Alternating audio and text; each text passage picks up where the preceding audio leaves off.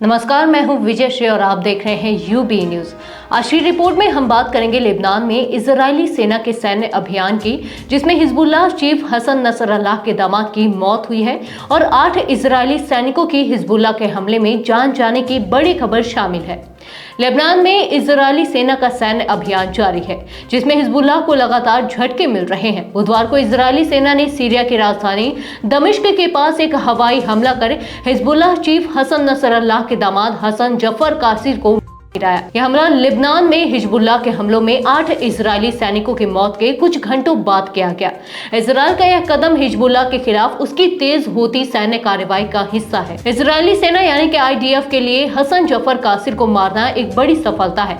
Hasan कासिर Hezbollah के एक प्रभावशाली परिवार से ताल्लुक रखते थे। उनका परिवार हिजबुल्लाह की आतंकी गतिविधियों में बड़ी भूमिका निभाता रहा है। उनके भाई अहमद कासिर को हिजबुल्लाह का पहला शहीद माना जाता है, जबकि दूसरे भाई मोहम्मद कासिर ईरान से सीरिया के जरिए हिजबुल्लाह को हथियार पहुंचाने में महत्वपूर्ण भूमिका निभाते हैं।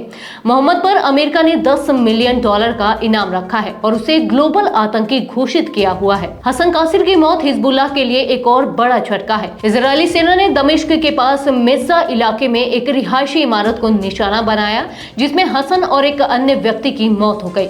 हिजबुल्लाह के लिए यह नुकसान बड़ा है, क्योंकि हसन नसरल्लाह के परिवार के सदस्य की मौत संगठन पर असर डाल सकती है। कासिर परिवार और इजरायल की दुश्मनी पुरानी है। 1982 में अहमद कासिर ने लेबनान में इजरायली सेना के खिलाफ पहला आत्मघाती हमला किया था।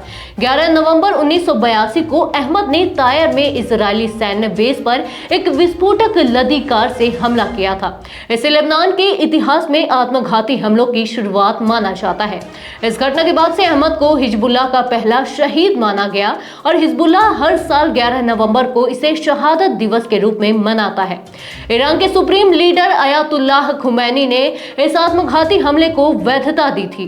1982 में इजरायल ने लेबनान में ऑपरेशन पीर फॉर गैलीली शुरू किया था, जिसका उद्देश्य वहां से फिलिस्तीनी लड़ाकों को खदेड़ना था।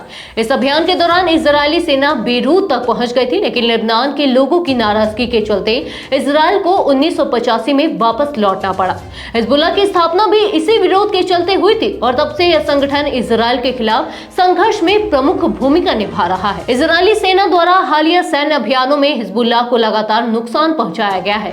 बुधवार को हिजबुल्लाह ने इजरायल के 3 मरकावा टैंकों को नष्ट करने का दावा किया था, जब ये टैंक दक्षिणी लेबनान के मारून अल राज गांव की ओर बढ़ रहे थे। इस हमले में 8 इजरायली सैनिकों की थी।